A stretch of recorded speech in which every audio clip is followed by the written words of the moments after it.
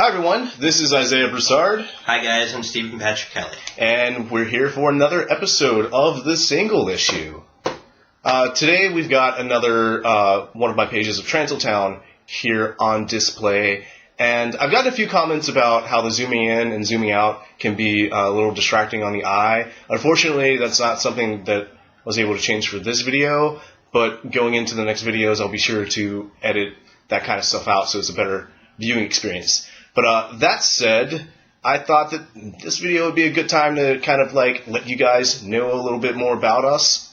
So we're going to talk about things that we like, shows and stuff like that you like. At this point, the JoJo's Bizarre Adventure and Fist of the North Star stuff that we've been doing should be out, so you guys should know a little bit about what we like. But Steven, a very common question for anyone who's making comic books is, who's your favorite superhero? Well, I dabble here and there, and, I just sit around, and it's Superman. I don't even know why I even try to like, throw people off. It's Superman. It's always been Superman. It will always be Superman. And it's not, it's a very particular kind of Superman, but that's another thing altogether. I mean, we're free to go into that. Well, I mean, yeah. He doesn't like Man of Steel. I don't like Man of Steel. I don't like New 52 Superman. I don't like Punisher Superman, like what they've got going on right now at this point in time. I don't know what's going on with the current. I know he's got that new costume, but I don't really know what's going on with the story. His costume is a T-shirt and some jeans. Yeah, he's rocking that Superboy look. Yeah, so why don't you just bring back Superboy as he was before the New 52, I guess. I don't know. Anyway, but bottom line, my favorite character is Superman, And I get a lot of questions as to why my favorite character would be Superman, because, the prevailing thought is that he's a crap character with every power under the sun, and he's a goody little two-shoes. One, being a goody little two-shoes is not a bad thing. It's actually a pretty good thing because I hate assholes. So, I mean, I would want to hang out with someone that was, like, good and, had my best interests at heart, because I have people's best interests at heart, Two, as far as, him having every power under the sun, everyone that hates him, you need to realize that while Superman can do anything, he can't do everything, if that makes sense. He can't be in two places at once. You have to imagine what it would be like to actually have Superman's powers, to actually go and do what Superman does. When Superman hears a cry for help, across the world, he's also hearing a cry, for help in his own city. He's going to have to decide where he wants to go. He can't save them both. He can't be in two places at once. Now, I'll even say that, Superman can hear numerous cries for help. We're going to turn this into a video of Steven defends Superman. I'll finish up real quick. But, it's like he hears numerous cries for help. And he has to, decide who he's going to help. Could you imagine, the burden that he must have on his shoulders, knowing that he can't save everyone? Could you handle that burden? So that's what makes him Superman, and that's why I enjoy him, I don't need, and you also have to look at the fact that I'm not very difficult to please. It's just like, I don't need a gritty backstory or anything else or whatever. It's just like, Superman does the right thing because it's the right thing to do. That's all I need. That's all I'm ever going to need. So, yeah. So, who's your favorite superhero? Favorite? Yeah, you were very sure. It was very easy for you to say that my favorite is Superman. It's not as easy for me to say who my favorite is. I mean, it kind of fluctuates. At the top, characters that I'm always going to be a fan of are people like Nightwing and Jubilee. are two of my all-time favorites. They've always been ones that I've always loved, or rather, like the Robins in general. So, by extension of Dick Grayson being my favorite Robin, Nightwing is one of my favorite characters. Other than that, I absolutely adore characters who have a whole lot of heart. So, right now, Kamala Khan, Miss Marvel, love her books, and before they changed a lot of things with the New 52, I was absolutely enamored with Jaime Reyes, the Jaime Reyes Blue Beetle. Right.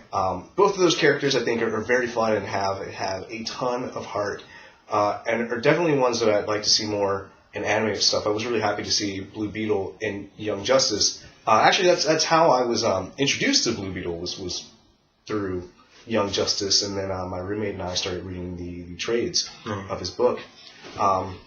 I'd love to see Kamala make it into having some sort of cartoon of her own, because I would absolutely adore that, and we would totally be watching that on the single issue watch list. But yeah, that's kind of what I like, characters that have a lot of heart to them.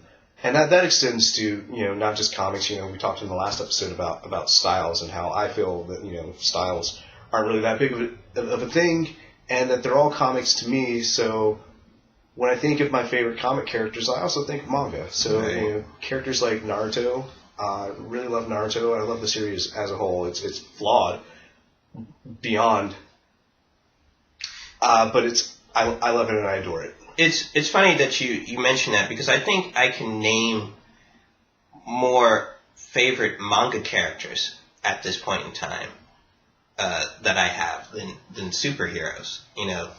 Because in recent years I've been, reading up a little bit more on manga and whatnot.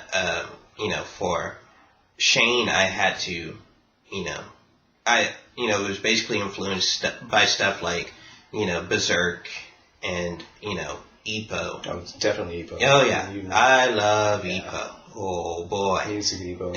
Yeah. And you had me looking at Claymore. Yeah, because I felt that your style was very similar to that. That, as well as I recently recommended not Sword of the Berserk. Vagabond. And that wasn't Vagabond. I'm drawing a blank right now. It was... oh, no. Another friend introduced me to Vagabond. It was Blade of the Immortal. Yeah, right. And when I saw... I haven't really had a chance to look at Blade of the Immortal, like, story-wise, but the artwork... Yeah, I'm going to pay a visit pretty soon. I figured that'd be right up your alley. It's just like... that's probably going to make me take a step up in Volume 2 of Shane. It's just like... You guys probably... read Volume 2 and be like, oh, he's been reading Blade of the Immortal. No wonder it took so long for this to come out. I think a really fun thing to do is, find out what artists influence, or creators in general, what creators influence the creators that I love and adore, which is why I'm always willing to share about who I enjoy as creators. You can clearly see the Naruto in my style, of how much Kishimoto's style was influential to me, because I feel he's got a very good sense of storytelling, a very good use of camera and stuff like that, and so I've studied a lot of his work. And as artists, that's what you do a lot. You find artists that you like, and you really start to break them down and study them, and then you do your own things with that, and that eventually becomes your style. Right. And I know a lot of people, when they're getting really serious about making comics and making art in general, some people will really struggle about finding themselves and finding their style. And I say, and this is a teachable moment, don't stress yourself out over styles. Just study the creators that you like, take from that what you feel will make you stronger, and eventually you'll have your own unique way of looking at the world and looking at art. Yeah. It's not just from mangas and, traditional superhero comic books that, like, I draw my, inspiration from. Even so much as, like, video games, like, I have a Street Fighter book where it has different art from the past 30 years that Street Fighter has been in existence, done by Aikino and Kino Nishimura and Shinkiro and CRMK, and like in the last few years, that's influenced my style greatly. It influenced me to take that next step with my artwork that I probably wouldn't have had I not looked at that book, But yeah, I mean, it doesn't just have to be like, from a set thing, you don't have to just like rely on comics or, video games. If you want to go to a museum or something, like, or look at like blueprints for architecture, that would, Do you have a favorite non-comic book artist? Do you have a favorite like classical artist? Do I have a favorite classical artist? It's funny that you say that, because my art teachers are gonna be like mad if they're watching this video and hear me say this. I can't really say that I do, because I never really paid attention to that aspect of art. If it wasn't You also don't come from an art education background, right? No. Okay. No. I mean, yeah, I took art in high school. Of course. But you've never like studied any art history? No. Like that. And I never went to college for it or whatever. I never had any like formal training and everything else. I'm completely and totally, self-taught for the most part. In fact, I think self-taught is such a weird word, because even as an art student, it's not like your teachers are holding your hand and teaching you how to do the strokes. A lot of what being in an art school is about is understanding concepts of art. Yeah. Things like composition, color theory, stuff like that. But those are really tools for you to understand how to be a better artist. Because at the end of the day, art is always going to be subjective, and in that sense, you're always learning on your own. I think the biggest benefit of having gone to a school for art is that it's an environment where there's a lot of critiquing. Right. So you really get to hear what your teachers have to say about your work. You get to hear what your peers have to say about your work, and it gives you, as an artist, you learn a whole lot from critiques. You have to be willing and able to accept a critique. Right. And see, that's the thing. Since I didn't have that available to me, or really I didn't like attempt to go to an art college or whatever. Sometimes in the last few years when I would go to cons to try to look for work or whatever, I'd get critiques from different artists and everything, and of course, I'm like, well, you guys are wrong and everything else and this, that, and the other. But I would always wonder at the time, why, like they pointed this out and everything else. I didn't see anything wrong with it at the time. But, they say hindsight is 20/20. Mm-hmm. Like all the stuff that they pointed out wrong with my artwork back then, I can see it now because I don't draw the same as I did before. I can see all the stuff that I did wrong because, I made an attempt to try to become better. I didn't want to be stuck in one area. But if somebody had, if I had went to school, for art or whatever, I would have had that available to me, I think, to be, critiqued and be told what I needed to, improve upon. That's, when you go to a con, it's like months in between. But if you're at a school and you're being critiqued, that's like the week. You're being told constantly to improve. Yeah. So, yeah. One of the other benefits that I found from going to school for art is that you do become very goal oriented. Mm-hmm.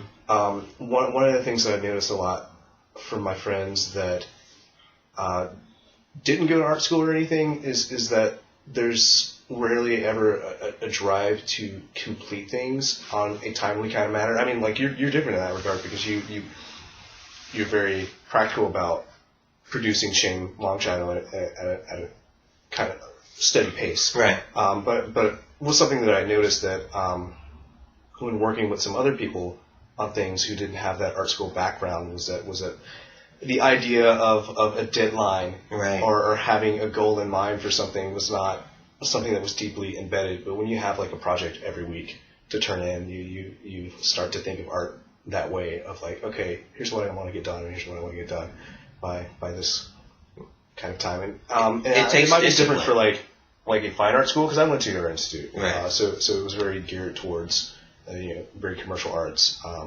breaking in people for an industry where they're going to have to work right. On deadlines for specific projects and stuff like that. Yeah, it takes discipline, really. I always set a goal to have, have an episode ready by a certain, date, a certain time. Like, here's a shameless plug here. But, the final episode for Volume 1 of Shane Longshadow, at least the first part of it, is due out on February 11th. At this point in time in this video, I only have 2 pages colored. I only have 15 pages inked, and none of them are lettered. And there's still a ton more I have to do to it. The episode in its entirety, if I don't split it up like the way I plan to, it's 24 pages. That's 24 pages I have to ink and color and letter, and put up. And, February 11th is what? 2 weeks from now? Right now? At the time of recording. At the time of recording, right now. And,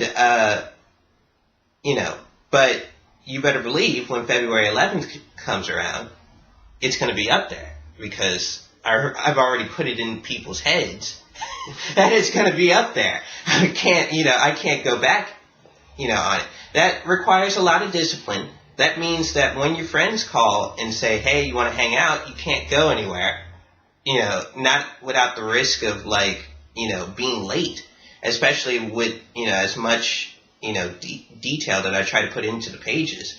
It's just like the 2 hours I spend hanging out with friends or whatever, that's 2 hours that could have went into that page that's due on the 11th, I think it's healthy to have your disconnect. I mean, because I used to think of stuff like that in that kind of way too. Of like, man, this time I'm sitting around hanging out, it's time I could be drawing a page or something like that. I've gotten a lot more relaxed about that though, because I used to work on Transaltown at a breakneck pace, right? And it caused some health issues, right? So you need your time to decompress. You need your time to be with people, because you need to make sure that you pay attention to both your physical and mental health as an artist, because it's very easy to get consumed right. by the desire to create, and it's kind of addicting. But the thing about it, I think, and we know a bunch of artists, and everyone has their outlet to kind of sort of just decompress. For me, personally, how I decompress is music. I step away from the art for a minute and I go and play my guitar and I come back refreshed and everything else. I don't know how you decompress usually. Mostly gaming. Yeah, mostly gaming. Yeah. I have my bass guitar. I used to decompress a lot with music, but then that kind of became a distraction at times because I would not put the guitar down. Yeah, I have a story about that actually. But it'll probably just have to wait until next time. But it involves, basically talking about probably how much better I would be right now had the guitar not taken up my life. Yeah, that's another thing that you shouldn't look at it that way. Yeah. Well, I mean, but there was a period of like 10 years that like drawing took a huge backseat to my playing guitar. I think that's a part of the experience of discovering yourself. Yeah. Because I did some time of, playing around with the idea of starting a band with some friends and stuff like that. Right. It was before I made the decision that comics is what I wanted to do. Yeah. And you don't feel bad about that time that you spent discovering yourself. There's some people who are very clear about what they want to do with their lives and what hobbies they want to pursue. And more power for them. Right. And there are also other things that you might want to do too, and it's good to have a time of self-discovery and stuff like that. Right. I wouldn't beat myself up as far as thinking that like I would be so much of a better artist if I hadn't done that, because you hadn't made that decision at that time. Right. And you wouldn't be the person that you are today without having that experience. And I think any experience is worth it. Yeah. I also enjoy being good at guitar, so it's a good trade-off. I mean, so there you go. Yeah. And that's all the time that we have for this week. We will join you guys next time. Bye, guys.